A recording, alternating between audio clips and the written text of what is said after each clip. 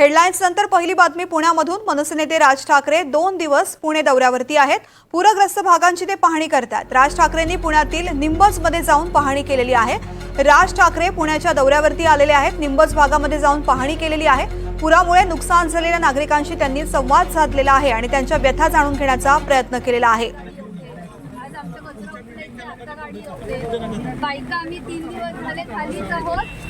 उभं राहून सगळी कामं करून घ्यावी लागतंय, भांडून आणावं लागतंय वस्तू, ते बाबा हे द्या, हे द्या, हे जे कॉन्ट्रॅक्टर आहेत त्यांना सांगावं लागतं आम्हाला। 2 दिवस झाले ठाण्याची आणि पनवेलची लोक येतात, खूप सगळे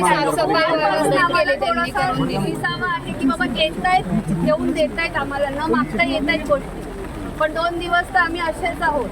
जेवणाची सुविधा नव्हती, जेवणही आम्ही ह्या त्यांच्या हे आहेत, नगरसेवक आहेत, हे आहेत, त्यांच्याकडून घेऊन या तेव्हा आम्हाला मिळत होतं। माझी सहकारी रेवती सध्या आपल्यासोबत पुण्याहून थेट जोडली गेलेली आहे। रेवती, राज ठाकरे पुणे दौऱ्यावरती आलेले आहेत, पूरग्रस्तांकडून त्यांच्या व्यथा जाणून घेत आहेत।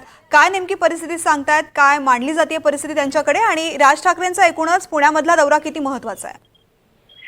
नक्कीच तृप्ती, आपण जसं बघू शकतो की मनसे नेते राज ठाकरे पुण्यात दौऱ्यासाठी आलेले आहेत। आता ते निंबज नगरमध्ये पाहणी करत आहेत, कारण निंबज नगर, एकता नगर आणि डेक्कन परिसर हा खूप जास्त पूर सदृश परिस्थिती निर्माण झालेले हे सगळे परिसर आहेत आणि आता ते निंबज नगरमध्ये आहेत।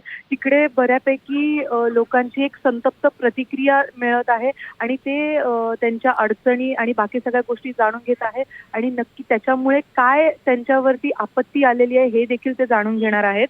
आता निंबज नगर नंतर ते एकता नगरमध्ये दाखल होणार आहेत, जिकडे पूर सदृश परिस्थिती निर्माण झालेली होती आणि तिकडे सुद्धा नागरिकांशी ते संवाद साधणार आहेत आणि इथून पुढे ते पुलाची वाडी, जिकडे 3 तरुणांचा विजेच्या झटकेमुळे मृत्यू झाला, त्यांच्या कुटुंबियांना देखील भेटायला जाणार आहे तृप्ती।